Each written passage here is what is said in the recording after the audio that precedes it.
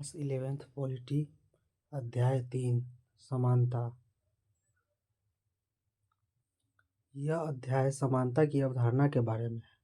समानता को एक मूल्य के रूप में संविधान में भी दर्ज किया गया है। यहाँ समानता की अवधारणा पर रोशनी डालते हुए निम्नलिखित सवालों को पड़ताल करने की कोशिश की गई है। समानता क्या है? हमें इस नैतिक और राजनीतिक आदर्श के बारे में क्यों सोचना चाहिए?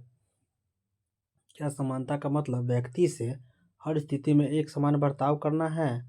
हम समानता की ओर कैसे बढ़ सकते हैं और जीवन के विभिन्न क्षेत्रों में असमानता को न्यूनतम कैसे कर सकते हैं? हम समानता के राजनीतिक, आर्थिक और सामाजिक आयामों को अलग अलग कैसे समझ सकते हैं? इन सवालों को समझने और सुलझाने के क्रम में हमारा सामना समाजवाद, मार्क्सवाद, उदारवाद और नारीवाद जैसे अपने समय की कुछ खास विचारधाराओं से होगा।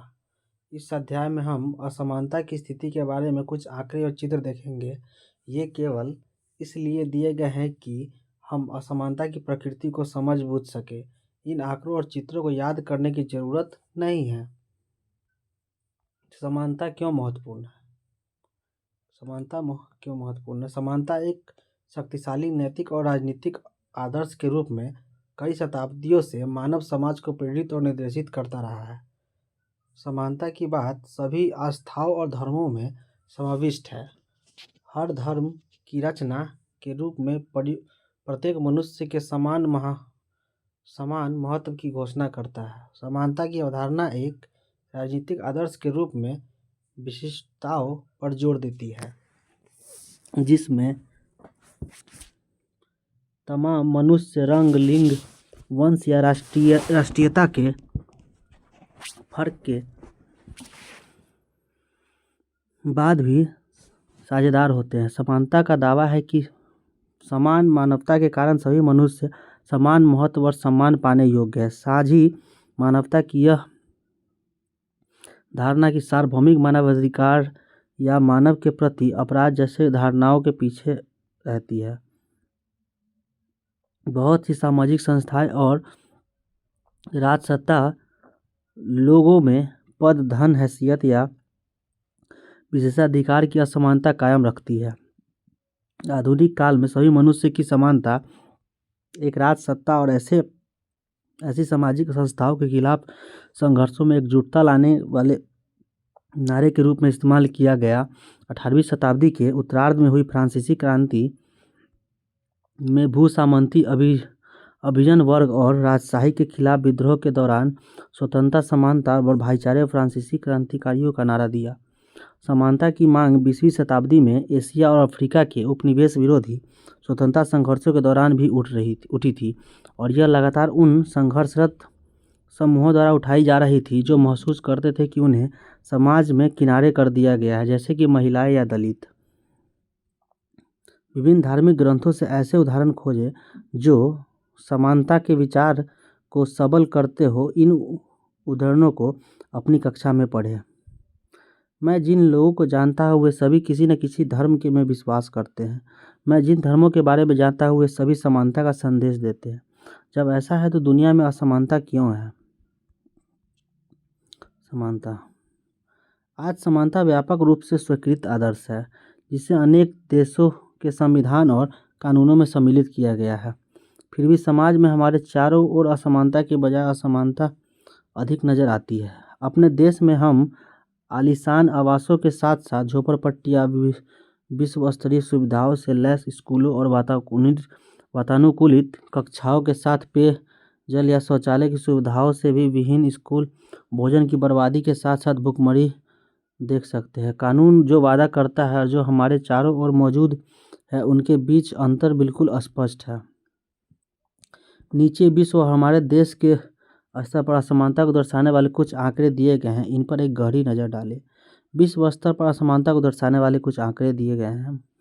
दुनिया के 50 सबसे अमीर आदमियों की सामूहिक आमदनी दुनिया के 40 करोड़ सबसे गरीब लोगों की सामूहिक आमदनी से अधिक है।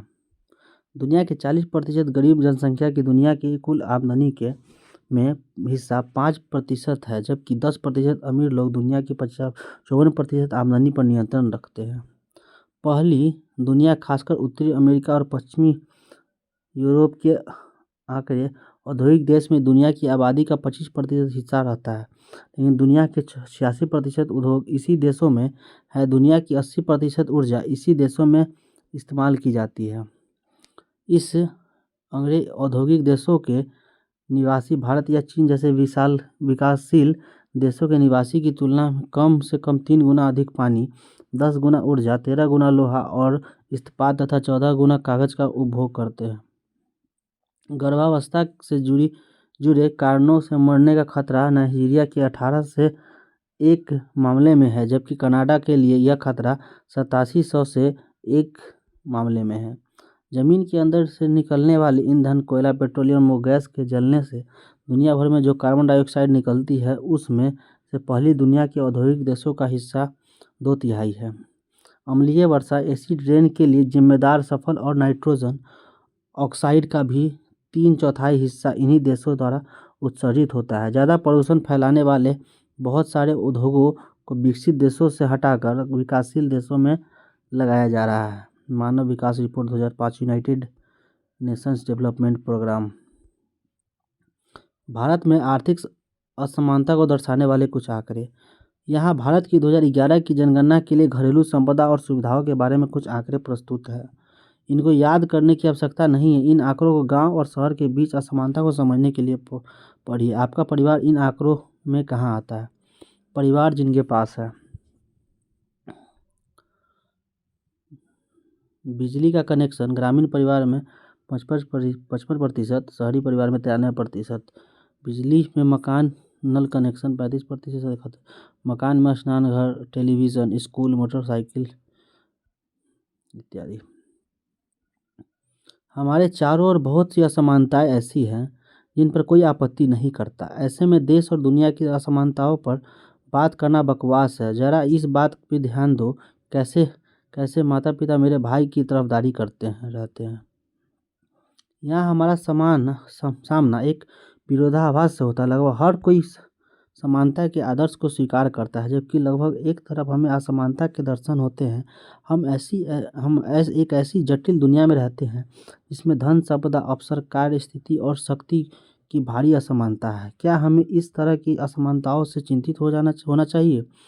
क्या ये सामाजिक जीवन के अस्थायी और अपरिहार्य लक्षण है जो मनुष्य की प्रतिभा और योग्यता के साथ साथ सामाजिक विकास और संपन्नता में उसके योगदान में अंतर को भी प्रतिबिंबित करते हैं? क्या ये असमानताएं हमारी सामाजिक स्थिति और नियमों के कारण पैदा होती है? ये ऐसे प्रश्न हैं जिन्होंने दुनिया भर के लोगों को वर्षों से परेशान करके रखा है। इस तरह के सवालों ने असमानता को सामाजिक और राजनीतिक सिद्धांत का केंद्रीय विषय बना दिया है। राजनीतिक सिद्धांत के छात्र को सवालों की एक लंबी श्रृंखला का सामना करना पड़ता है। इसी तरह का एक सवाल है कि समानता का क्या निहितार्थ है? जबकि हम बहुत से मायनों में बड़े स्पष्ट रूप से अलग हैं, यह बात कहने का आशय क्या है कि हम समान हैं? हम समानता के आदर्शों के माध्यम से क्या पाना चाहते हैं? क्या हम आय और रुतबे के सभी अंतरों को मिटाने का प्रयास कर रहे हैं? दूसरे शब्दों में, हम किस तरह की और किसके लिए समानता पाना चाहते हैं? समानता की अवधारणा के बारे में कुछ और भी प्रश्न उठाए गए हैं। हम यहाँ उन पर भी विचार करेंगे। समानता को बढ़ावा देने के लिए हमें क्या सभी लोगों के लिए हमेशा बिल्कुल एक तरह का व्यवहार करना चाहिए? समानता क्या है? इन चित्रों पर एक नज़र डालें। अश्वेत लोगों की बैठने की जगह पिछवाड़े में है। प्रवेश नहीं है। कुत्ते, निग्रो और मैक्सिको वासी को पीने का पानी श्वेत और अश्वेत दर्शाया गया है। विश्राम केवल श्वेत लोगों के लिए है।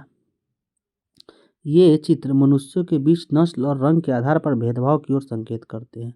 ये हम में से अधिकांश को अस्वीकार है। वास्तव में इस तरह के भेदभाव समानता के हमारे आत्मबोध का उल्लंघन करता है। समानता का हमारा आत्मबोध कहता है कि साझी मानवता के कारण सभी मनुष्य बराबर सम्मान और परवाह के हकदार हैं। हालांकि लोगों से बराबर सम्मान का व्यवहार करने का मतलब जरूरी नहीं है कि हमेशा एक जैसा व्यवहार करना भी हो। कोई भी समाज अपने सभी सदस्यों के साथ सभी स्थितियों में पूर्णतः एक समान बर्ताव नहीं करता। समाज के सहज कार्य व्यापार के लिए कार्य का विभाजन जरूरी है। अलग अलग काम और अलग अलग लोगों को महत्व और लाभ भी अलग अलग मिलता है। कई बार इस बर्ताव में यह अंतर न केवल स्वीकार हो सकता है बल्कि जरूरी भी लग सकता है। उदाहरण के लिए प्रधानमंत्री या सेना के जनरल को विशेष सरकारी दर्जा या सम्मान देना हमें तब तक समानता की धारणा से विपरीत नहीं लगता जब तक कि उसका दुरुपयोग न हो, लेकिन कुछ अलग किस्म की असमानताएं अन्यायपूर्ण लग सकती है। अब सवाल यह उठता है कि कौन सी विशिष्टताएं और विभेद स्वीकार किए जाने लायक है और कौन सी नहीं। कई बार लोगों से अलग अलग तरह का बर्ताव इसलिए किया जाता है कि उनका जन्म किसी खास धर्म, नस्ल, जाति, लिंग में हुआ है। हम असमानता के इन आधारों को अस्वीकार करते हैं, लेकिन लोगों की आकांक्षाएं और लक्ष्य अलग अलग हो सकते हैं और हो सकता है कि सभी को समान सफलता न मिले। अगर वे अपने अंदर छुपी संभावनाओं को विकसित करने में सक्षम हैं तो ऐसे महसूस होगा ही नहीं कि समानता खतरे में है। कुछ लोग अच्छे संगीतकार हो सकते हैं जबकि कुछ अन्य नहीं। कुछ प्रसिद्ध वैज्ञानिक बन सकते हैं जबकि कुछ और अपने कड़े परिश्रम की चेतना के लिए विख्यात हो सकते हैं। समानता के आदर्श से जुड़े होने का यह मतलब नहीं है कि सभी तरह के अंतरों का उन्मूलन हो जाए। इसका मतलब केवल यह है कि हमसे जो व्यवहार किया जाता है और जो हमें भी अवसर प्राप्त होते हैं वे जन्म या सामाजिक परिस्थितियों से निर्धारित नहीं होने चाहिए। अवसरों की समानता की अवधारणा में यह निहित है कि सभी मनुष्य अपनी दक्षता और प्रतिभा को विकसित करने के लिए तथा अपने लक्ष्यों और आकांक्षाओं को पूरा करने के लिए समान अधिकार और अवसरों के हकदार हैं।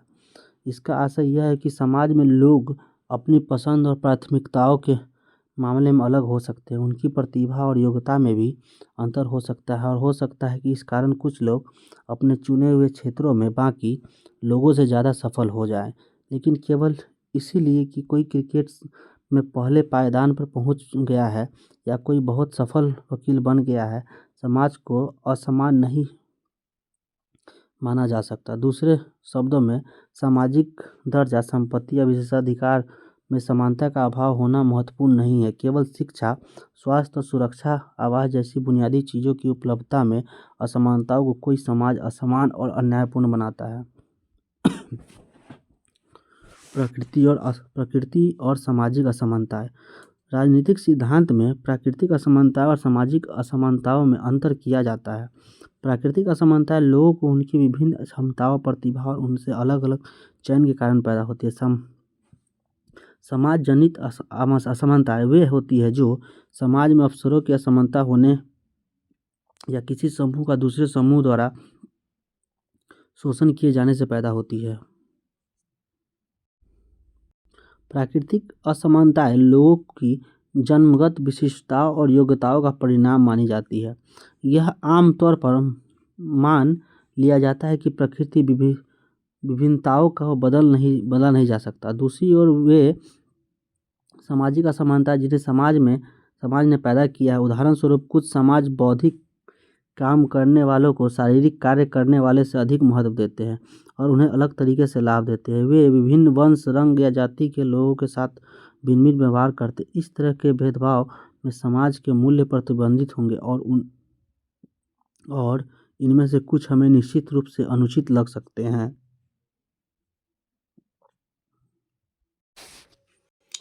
पुरुष स्त्रियों से बढ़कर है, यह एक प्राकृतिक असमानता है। आप इस संबंध में कुछ नहीं कर सकते हैं। मेरे हर विषय से तुम ज़्यादा अंक लाते हो। मैं घर के काम में माँ का हाथ भी बटाती हूँ। तुम मुझसे बढ़कर कैसे हो? प्राकृतिक और समाज मूलक असमानताओं में फर्क करना इसलिए भी उपयोगी होता है कि इसे स्वीकार की जा सकने लायक और अन्यायपूर्ण असमानताओं को अलग अलग करने में मदद मिलती है। लेकिन दो तरह की असमानताओं में फर्क हमेशा साफ और स्पष्ट नहीं होता। उदाहरण के लिए, जब लोगों के बर्ताव में कुछ असमानताएं लंबे काल तक विद्यमान रहती है तो वे हमें मनुष्य की प्राकृतिक विशेषताओं पर आधारित लगने लगती है। ऐसा लगने लगता है कि वे जन्मजात हो और आसानी से बदल नहीं सकती। उदाहरण के लिए, औरतें अनादिकाल से अबला कही जाती थी।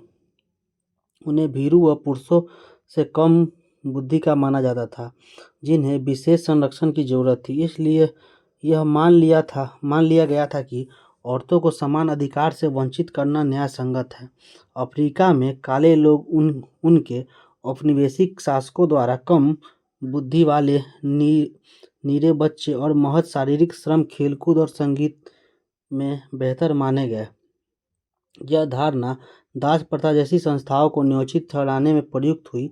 ऐसे सभी मानकों और मूल्यांकनों पर अब सवाल उठाए जा रहे हैं। उन्हें प्राकृतिक लक्षणों पर आधारित मानने से अधिक जनता की शक्ति और राष्ट्र की सत्ता के बीच फर्क का प्रतिबिंब माना जाता है। प्राकृतिक विशिष्टता की धारणा से एक और समस्या उत्पन्न होती है, वह यह कि प्राकृतिक मानी गई कुछ विभिन्नताएं जब अपरिवर्तनीय नहीं रही, उदाहरण स्वरूप चिकित्सा, विज्ञान और तकनीकी प्रकृति में विकलांग व्यक्तियों का समाज में प्रभावी ढंग से काम करना संभव बना दिया जाता है।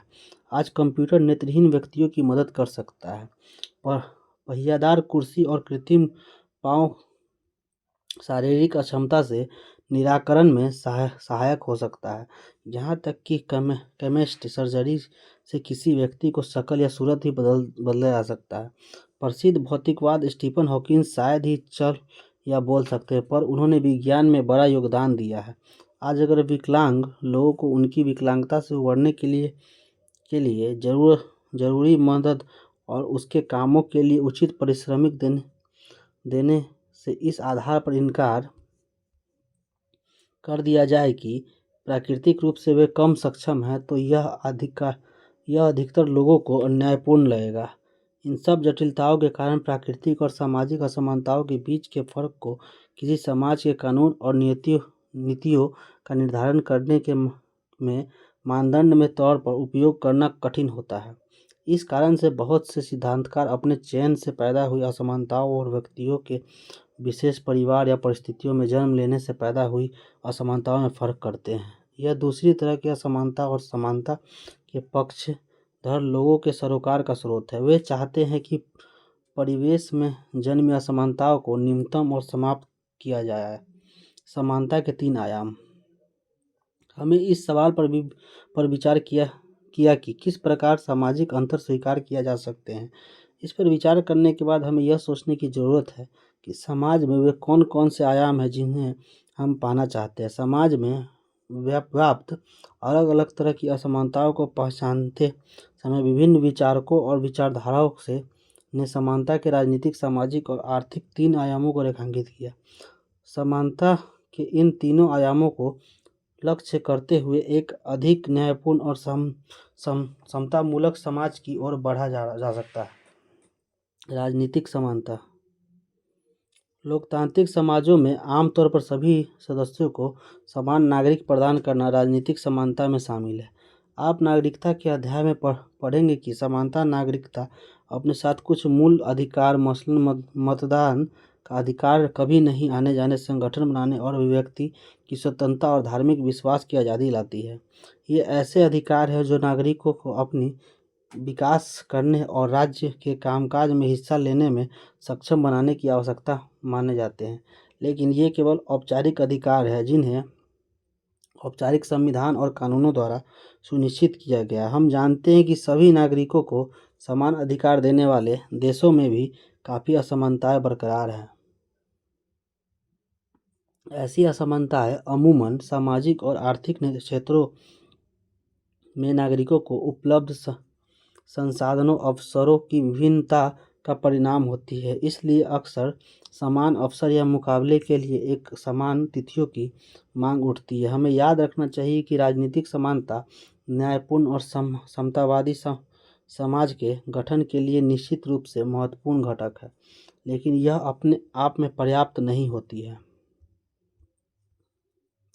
सामाजिक असमानता। राजनीतिक समानता या समान कानूनी अधिकार देने इस लक्ष्य को प्राप्त करने की दिशा में पहला कदम था कि इसके साथ अवसरों की समानता देना भी महत्वपूर्ण था। राजनीतिक समानता की जरूरत उन बाधाओं को दूर करने में है जिन्हें दूर किए बिना लोगों का सरकार में अपनी बात रखने और उपलब्ध साधनों तक पहुंचना संभव नहीं होगा। समानता के उद्देश्य की आवश्यकता यह भी है कि विभिन्न समूह और समुदायों के लोगों के पास इन साधनों और अवसरों को पाने का बराबर और उचित मौका हो। इसके लिए यह जरूरी है कि सामाजिक और आर्थिक असमानताओं के प्रभाव को न्यूनतम किया जाए। समाज में सभी सदस्यों के जीवन यापन के लिए अन्य चीज़ों के अतिरिक्त पर्याप्त स्वास्थ्य सुविधा, अच्छी शिक्षा पाने का अवसर, उचित पोषक आहार व न्यूनतम वेतन जैसे कुछ न्यूनतम चीज़ों की गारंटी भी जरूरी माना गया। इन सुविधाओं के अभाव में समाज के सभी सदस्यों के लिए समान शर्तों पर स्पर्धा करना संभव नहीं होगा। जिस समाज में अवसरों की समानता विद्यमान न हो, वहाँ में अंतर्निहित प्रतिभा का विशाल खजाना बर्बाद हो जाता है। भारत में समान अवसरों के मद्देनज़र एक विशेष समस्या सुविधाओं की कमी की वजह नहीं है, बल्कि कुछ सामाजिक रीति रिवाजों से सामने आती है। देश के विभिन्न हिस्सों में औरतों को उत्तराधिकार का समान अधिकार नहीं मिलता। कुछ एक गतिविधियों में उनके शामिल होने पर पाबंदी है और उन्हें उच्च शिक्षा प्राप्त करने में भी हतोत्साहित किया जाता है। ऐसे मामलों में राज्य की महत्वपूर्ण भूमिका होती है। औरतों को समान कानूनी अधिकार प्रदान करना, सार्वजनिक स्थलों या रोजगारों में भेदभाव और परेशानी से बचाने वाली नीतियाँ बनाना और शिक्षण या कुल अन्य पेशों में प्रवेश के लिए प्रोत्साहन देने जैसे उपाय करने राज्य की भूमिका निभाता है। लोगों में जागरूकता बढ़ाने और इन अधिकारों का प्रयोग करने वालों को समर्थन देकर भी राज्य अपनी भूमिका निभा सकते हैं। आर्थिक समानता। आर्थिक असमानता ऐसे समाज में विद्यमान होती है जिसमें व्यक्तियों और वर्गों के बीच धन, दौलत या आमदनी में खासी भिन्नता होती है। आर्थिक असमानता की डिग्री नापने का एक तरीका यह है कि संपन्नतम और निर्धनतम समूहों के अनुपातिक आनुपातिक अंतर नापा गया। एक अन्य तरीका गरीबी रेखा से नीचे रहने वाले लोगों की संख्या का आकलन करना है। यह सही है कि समाज में धन, दौलत या आमदनी की पूरी समानता संभवतः कभी विद्यमान नहीं रहती। आज अधिकतर लोकतंत्र लोगों को समान अवसर उपलब्ध कराने के प्रयास करते हैं। यह माना जाता है कि समान अवसर कम से कम अपने हालात को सुधारने का मौका देते हैं। जिसके पास प्रतिभा और संकल्प है, समान अवसरों के साथ भी असमानता बनी रह सकती है, लेकिन इसमें यह संभावना छुपी है कि आवश्यकता प्रयासों द्वारा कोई भी समाज में अपनी स्थिति बेहतर कर सकता है। शिक्षा में असमानता। नीचे दी गई तालिका में विभिन्न समुदायों की शैक्षिक स्थिति में जुड़े कुछ आंकड़ों को दिए गए हैं। इन समुदायों की शैक्षिक स्थिति में जो अंतर है वे महत्वपूर्ण है? क्या इन अंतरों का होना केवल एक संयोग है या अंतर जातीय व्यवस्था के असर को संकेत करते हैं? आप यहाँ जातीय व्यवस्था के अलावा और किन किन कारणों का प्रभाव देखते हैं? शहरी भारत में उच्च शिक्षा में जातिगत समुदायों में असमानता। जातिगत समुदाय और प्रति 1000 लोगों में स्नातकों की संख्या।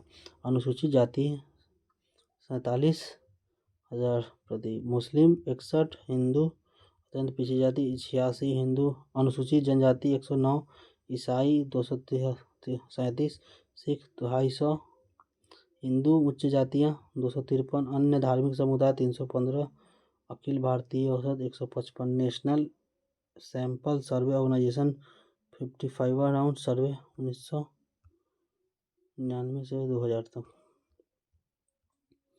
लेकिन समाज के लिए गहरी खाई जैसे वे असमानता अधिक खतरनाक है जो पीढ़ियों से अनछुई रही है। अगर किसी समाज में लोगों के कुछ खास वर्ग के लोग पीढ़ियों में बेशुमार धन, दौलत और इसके साथ हासिल होने वाली सत्ता का उपभोग करते हैं तो समाज वर्गों में बढ़ जाता है। एक और वे जो पीढ़ियों से धन, विशेषाधिकार और सत्ता का उपभोग करते आए हैं, और अन्य जो पीढ़ियों से गरीब बने रहे। कालक्रम ऐसा वर्ग भेद, आक्रोश और हिंसा की बढ़ावा दे सकता है। अमीर वर्गों की शक्ति के कारण ऐसे समाज को अधिक खुला व सामंतवादी बनाने के लिए सुधारना ज़्यादा कठिन साबित हो सकता है।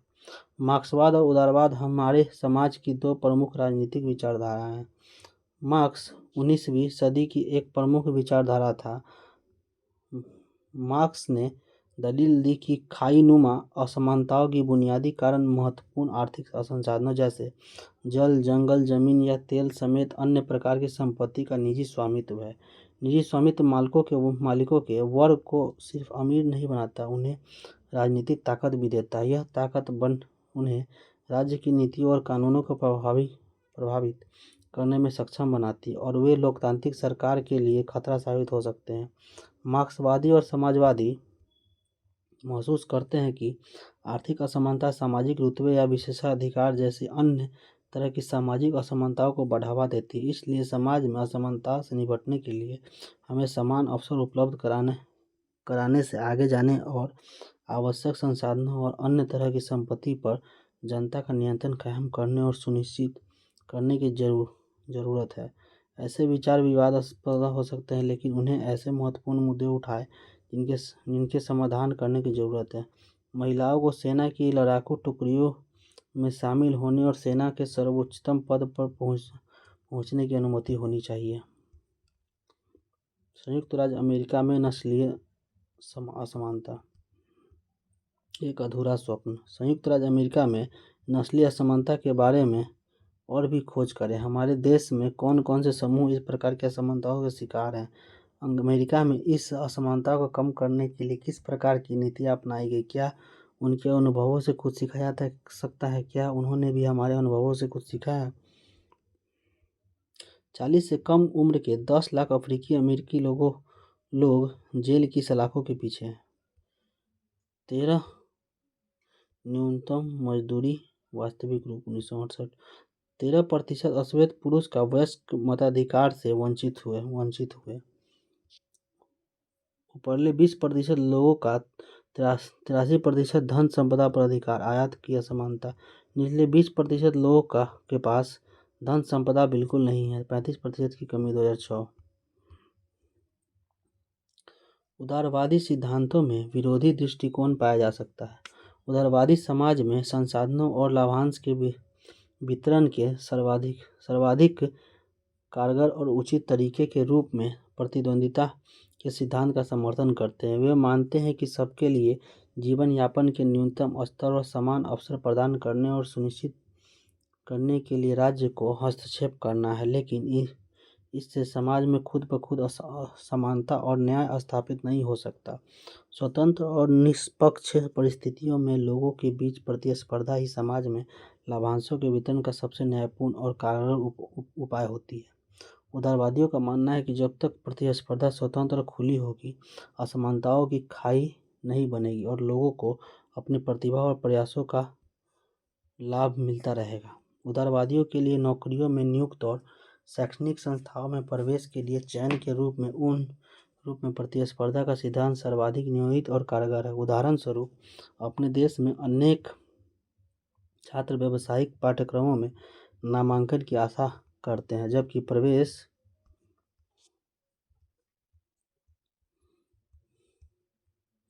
प्रवेश के लिए अत्यधिक कड़ी प्रतिस्पर्धा है। समय समय पर सरकार और अदालतों ने शैक्षणिक संस्थानों और प्रवेश परीक्षाओं का नियमन करने के लिए हस्तक्षेप किया है, ताकि हर प्रत्याशी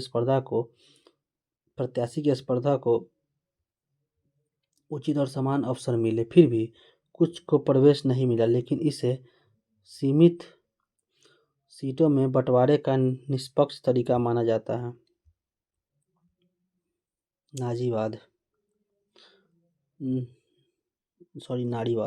नारीवाद स्त्री पुरुष के समान अधिकारों के पक्ष लेने वाला राजनीतिक सिद्धांत है।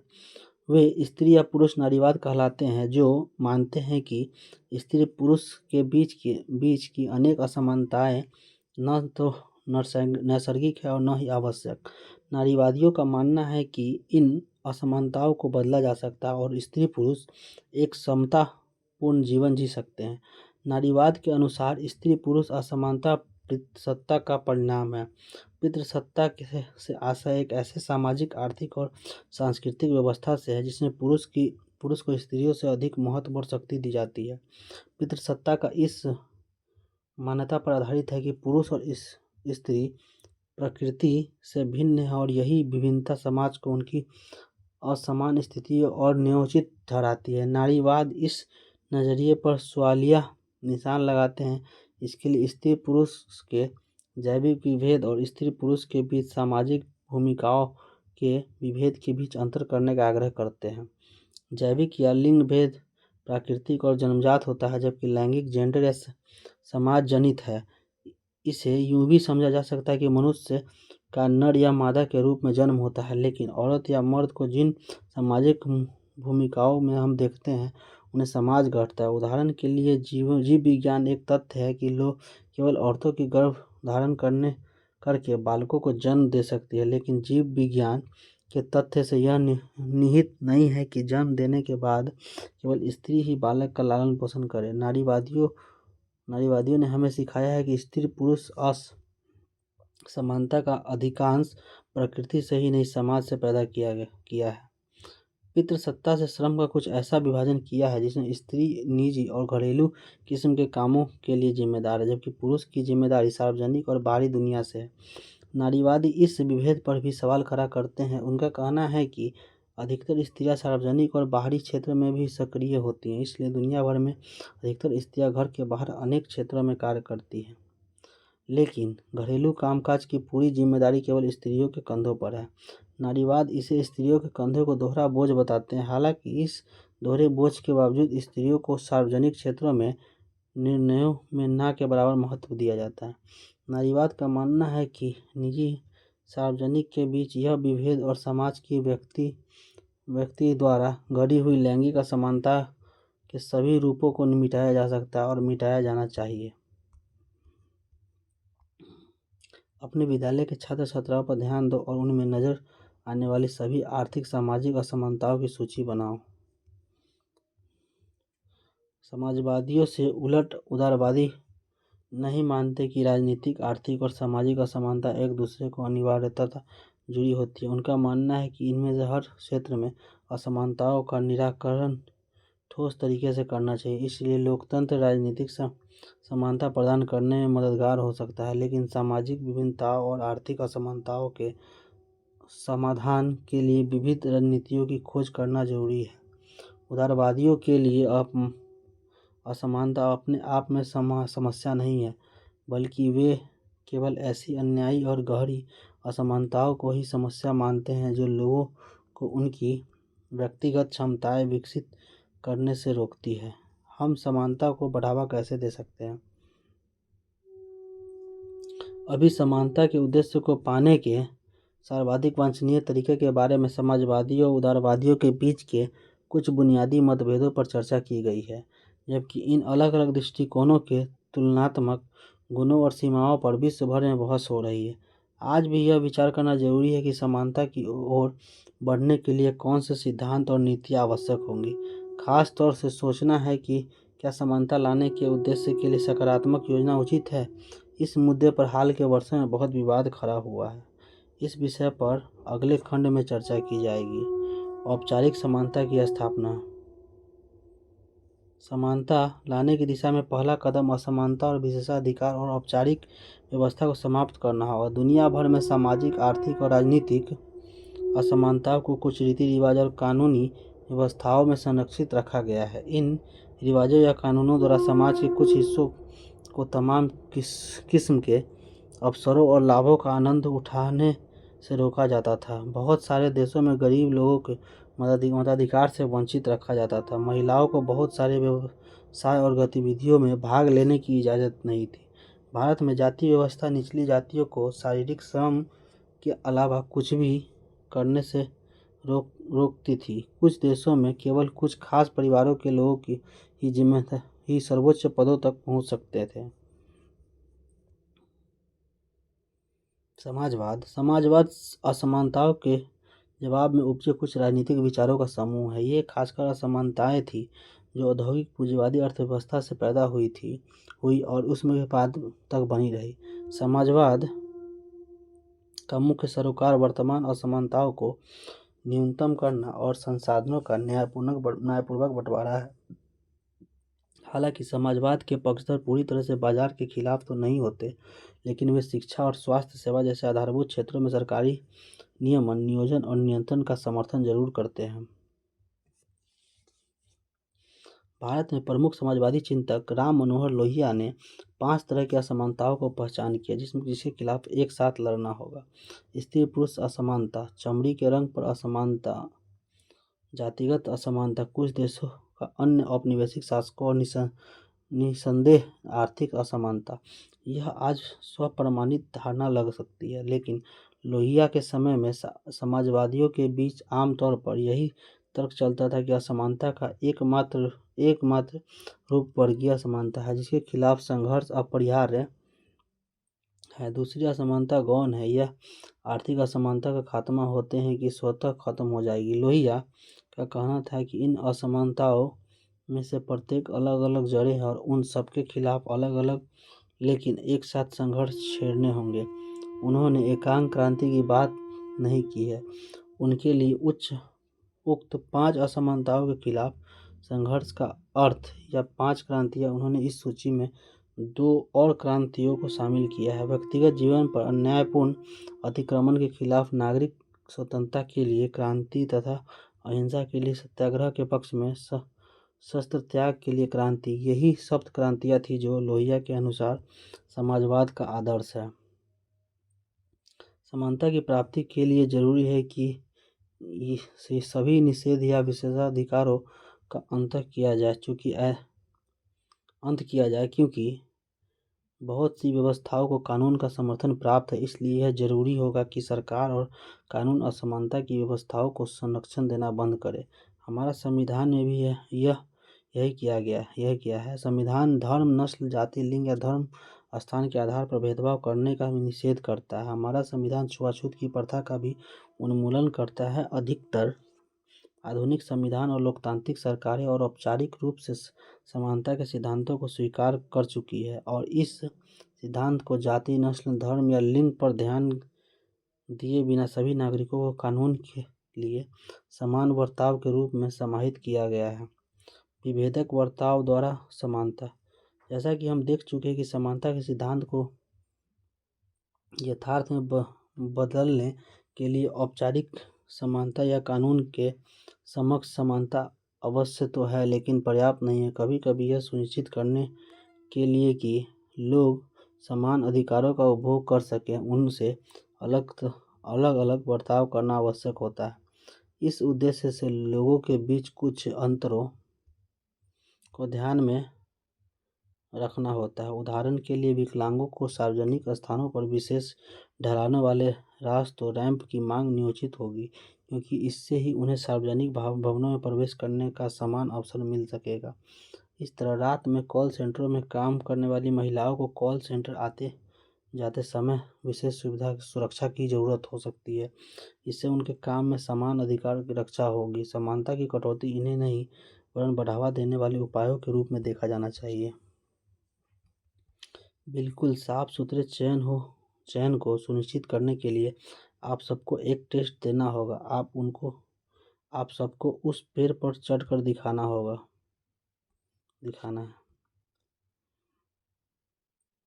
किस तरह के विभेद अवसरों के तक समान पहुंचाने को बाधित करते हैं और इन बाधाओं को दूर करने के लिए किस तरह की नीतियां अपनाई जानी चाहिए। आजकल इस तरह के सवालों पर लगभग हर समाज में चर्चा हो रही है। कुछ देशों में अवसरों की समानता बढ़ाने के लिए सकारात्मक कार्रवाई की नीतियां अपनाई है। अपने देश में हमने आरक्षण की नीतियां अपनाई हैं। अगले खंड में सकारात्मक कार्रवाई के विचार को समझने का प्रयास करेंगे। हम सकारात्मक कार्रवाई के परिप्रेक्ष्य में अपनाई गई कुछ नीतियां और उठाए गए कुछ मुद्दों को भी समझेंगे। सकारात्मक कार्रवाई इस विचार पर आधारित है कि कानून द्वारा औपचारिक समानता स्थापित कर देना पर्याप्त नहीं है। असमानताओं को मिटाने के लिए जरूरी होगा कि असमानताएं की गहरी खाइयों को भरने वाले अधिक सकारात्मक कदम उठाए जाएं। इसलिए सकारात्मक कार्रवाई की अधिकतर नीतियां अतीत की असमानताओं के संचयी दुष्प्रभावों को दुरुस्त करने के लिए बनाई जाती है। अलग अलग तरह की शारीरिक विकलांगताओं के शिकार छात्रों को अन्य छात्रों की भांति सीखने के लिए आवश्यक सुविधाओं की एक सूची बनाओ। आपके विद्यालय में इनमें से कौन कौन सी सुविधाएं उपलब्ध हैं?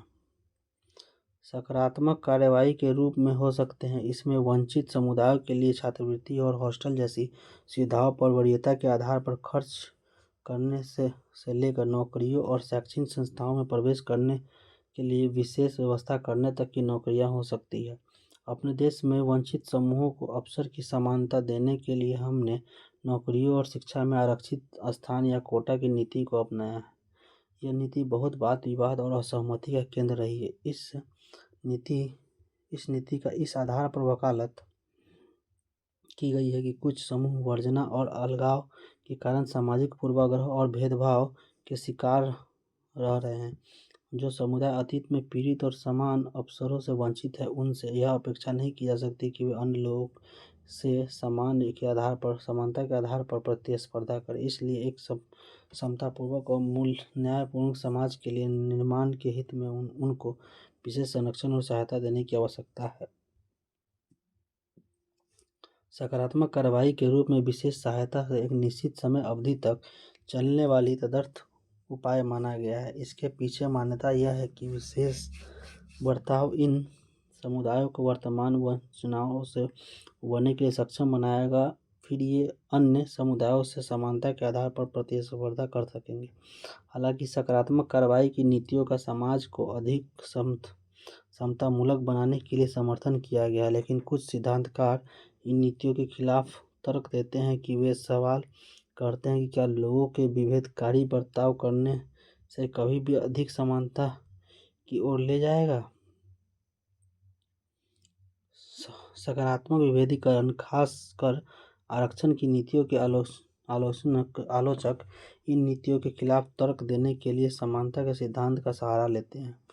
इनका मानना है कि वंचितों को उच्च शिक्षा और नौकरियों में आरक्षण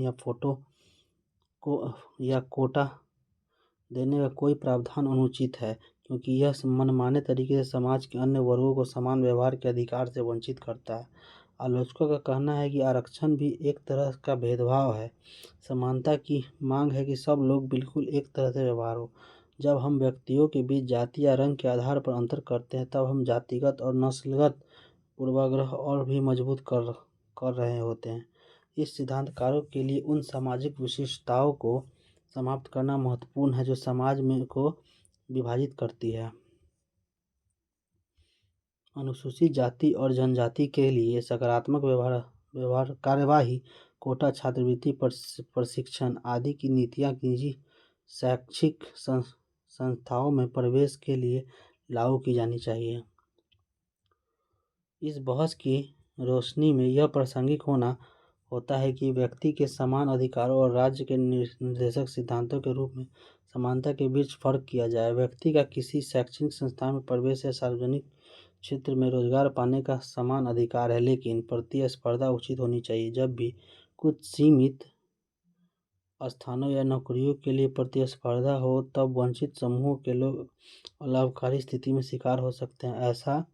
ऐसे शिक्षार्थी जो अपने समुदाय में पढ़ने वालों की पहली पीढ़ी से आते हैं, अर्थात जिनके माता पिता और पूर्वज अशिक्षित रहे हों, अपनी ज़रूरतों को परिस्थितियों के मामले में पढ़े लिखे परिवारों के छात्रों से बहुत अलग होते हैं। दलित, स्त्री या वंचना के शिकार अन्य श्रेणियों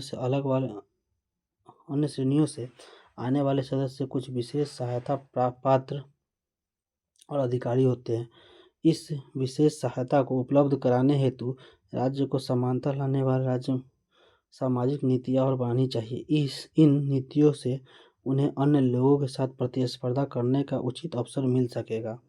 तथ्य यह है कि शिक्षा और स्वास्थ्य सुविधाओं के क्षेत्र में भारत में वंचित जनसंख्या के लिए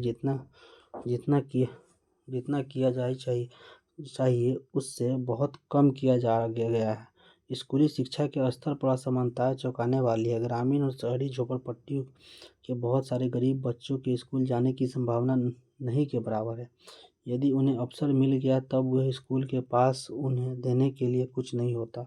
खासकर अभिजात वर्गीय स्कूलों की सुविधाओं की तुलना में ये बच्चे कुछ असमानता के साथ स्कूल में प्रवेश लेते हैं। यह असमानता उनका पीछा नहीं छोड़ती और योग्य बढ़ने का नौकरी पाने की संभावनाओं पर लगातार चोट पहुंचाती रहती है। ये छात्र अभिजात समझे जाने वाले व्यावसायिक पाठ्यक्रमों में प्रवेश पाने में बाधाओं का सामना करते हैं, क्योंकि उनके पास विशेष कोचिंग के लिए जरूरी साधनों का अभाव होता है। व्यावसायिक पाठ्यक्रमों की फीस भी इतनी ज़्यादा होती है कि उससे भी एक घेराबंदी जैसे हो जाती है। परिणाम स्वरूप वे अधिक विशेषाधिकार और सुविधाओं वाले वर्गों के समानता के आधार पर प्रतिस्पर्धा नहीं कर सकते। इस तरह की सामाजिक और आर्थिक असमानताएं समान अवसर की प्राप्ति में बाधक होती है। अधिकतर सिद्धांतकार आज इस बात को मानते हैं कि समान अवसर के लक्ष्य से सभी सहमत हैं। विवाद उन नीतियों के बारे में है जो राज्य को किसी लक्ष्य की प्राप्ति के लिए अपनानी चाहिए। क्या राज्य को वंचित समुदायों के लिए कुछ स्थान आरक्षित कर देने चाहिए या उन्हें कम उम्र से ही विशेष सुविधाएं उपलब्ध कराई जानी चाहिए ताकि इन बच्चों की योग्यता और प्रतिभा का विकास हो सके। वंचित कौन है, इसे परिभाषित कैसे किया जाए? क्या वंचितों को पहचानना आर्थिक आधार पर की जानी चाहिए या जातीय व्यवस्था से पैदा हुई सामाजिक असमानताओं के आधार पर? यह सामाजिक नीति के वे पहलू हैं जिनके बारे में आज भी बहस हो रही है। अंततः हम जो भी नीतियाँ चुनते हैं उन्हें सबके सामने समतामूलक और न्यायपूर्ण समाज बनाने में मिली सफलता के आधार पर जांचना पड़ेगा। समता के विषय पर सोचते समय हमें प्रत्येक व्यक्ति को बिल्कुल एक जैसा मानने और प्रत्येक व्यक्ति को मूलतः समान मानने के अंतर रखना चाहिए। मूलतः समान व्यक्तियों को विशेष स्थिति में अलग अलग बर्ताव की जरूरत हो सकती है, लेकिन ऐसा सभी मामलों में सर्वोपरि उद्देश्य समानता को बढ़ावा देना ही होगा। समानता के लक्ष्यों को पाने के लिए अलग या विशेष बर्ताव के बारे में सोचा जा सकता है, लेकिन इसके लिए औचित्य सिद्ध करना और सावधानीपूर्वक पुनर्विचार आवश्यक होता है। क्योंकि अलग अलग समुदायों के लिए अलग अलग बर्ताव जाति व्यवस्था और रंगभेद के अंग थे, इसलिए उदारवादी एक जैसा बर्ताव के सिद्धांत से हटते हुए बहुत सावधान रहते हैं। समता के उद्देश्य से जुड़े बहुत से मुद्दे नारीवादी आंदोलन द्वारा उठाए गए। 19वीं सदी में स्त्रियों में समान अधिकारों के लिए संघर्ष किया। उदाहरण के लिए उन्होंने मताधिकार, कॉलेज यूनिवर्सिटी में डिग्री पाने का अधिकार और काम के लिए अधिकार की मांग की जैसे कि अधिकार पुरुषों को हासिल थे। हालांकि जैसे ही उन्होंने नौकरियां प्रवेश किया, उन्हें महसूस हुआ कि स्त्रियों के इन अधिकारों को उपयोग में लाने के लिए विशेष सुविधाओं की आवश्यकता। उदाहरण के लिए उन्हें मातृत्व अवकाश और कार्यस्थल पर बाल वाड़ा जैसी प्रावधानों की आवश्यकता थी। इस प्रकार के विशेष बर्ताव के बिना वे न तो गंभीरतापूर्वक स्पर्धा में भाग ले सकेगी और न ही सफल व्यवसाय और निजी जीवन का आनंद उठा सकेगी। दूसरे शब्दों में पुरुषों के समान अधिकारों के उपयोग के लिए उन्हें कई बार एक विशेष बर्ताव की जरूरत होती थी। नीचे दी गई स्थितियों पर विचार करें। क्या इनमें किसी भी स्थिति के विषय में और भी विशेषकारी बर्ताव करना नियोजित होगा? कामकाजी महिलाओं को मातृत्व अवकाश मिलना चाहिए। एक विद्यालय में 2 छात्र दृष्टिहीन हैं। विद्यालय को उनके लिए कुछ विशेष उपकरण खरीदने के लिए धनराशि खर्च करना चाहिए। गीता बास्केटबॉल बहुत अच्छा खेलती है। विद्यालय को उसके लिए बास्केटबॉल कोर्ट बनाना चाहिए जिससे वे अपनी योग्यता और भी विकास कर सके। जीत के माता पिता चाहते हैं कि वह पगड़ी पहने। इरफान चाहता है कि वह जुम्मे के शुक्रवार को नमाज पढ़े। ऐसी बातों को ध्यान में रखने हुए स्कूल को जीत को यह आग्रह करनी चाहिए कि वह क्रिकेट खेलते समय हेलमेट पहने और इरफान के अध्यापक को शुक्रवार को उससे दोपहर के बाद कक्षाओं के लिए रुकने के लिए नहीं कहना चाहिए। जब हम समानता के मुद्दे सोचते हैं और यह जांचते हैं कि एक खास स्थिति में विशेष बर्ताव जरूरी है या नहीं, हमें लगातार स्वयं से ही पूछने की जरूरत है, क्या विशेष बर्ताव यह सुनिश्चित करने के लिए आवश्यक है कि एक समूह समान अधिकारों उसी प्रकार आनंद उठा सकते हैं जैसे कि शेष समाज। हालांकि यह सावधानी हमेशा बरतनी चाहिए कि इस विशेष बर्ताव वर्चस्व या शोषण की नीति संरचनाओं को जन्म न दे अथवा विशेष बर्ताव वाले समाज में विशेषाधिकार और शक्ति को फिर से स्थापित करने वाला एक और प्रभावशाली उपकरण न बन जाए। विशेष बर्ताव का उद्देश्य और औचित्य एक न्यायपरक और समता मूलक समाज को बढ़ावा देने के माध्यम के कुछ के अलावा कुछ और नहीं है।